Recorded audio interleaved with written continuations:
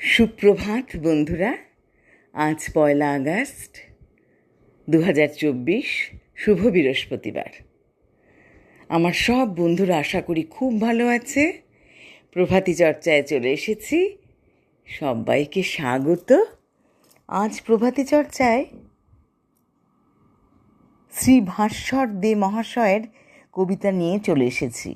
কবিতাটির নাম বারবারন্ত। উনি জন্মেছিলেন হাওড়ায়।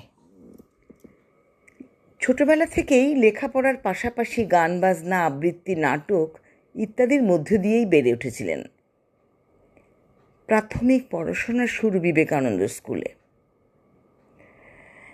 তারপরে পদার্থবিদ্যায় স্নাতক হন। স্নাতক হওয়ার পরেই LG ইলেকট্রনিক্সের সেলসে তার কর্মজীবনের শুরু। 1995 সাল থেকে অল ইন্ডিয়া রেডিওতে রেজিস্টার গীতিকার হিসেবে যুক্ত। বহু দেশীয় ও আন্তর্জাতিক পত্রপত্রিকাতে নিয়মিত লেখেন। এবার আসবো বারবারন্ত।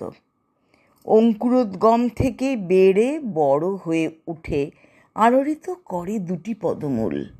উষ্ণ জীবনের সুখ দুঃখের উষ্ণতার স্পর্শে কালের কঙ্কাল বড় করে তার হুল।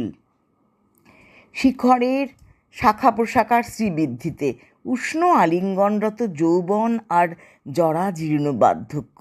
বৃক্ষে পুষ্পের মোড়ক উন্মোচনের মতোই তিলে তিলে বড় হয়ে বেড়ে ওঠে বাসনার সুপ্ত নধর বংশধর। বন্ধুরা ভালো থেকো। আজ আসি, বিদায় বন্ধুরা।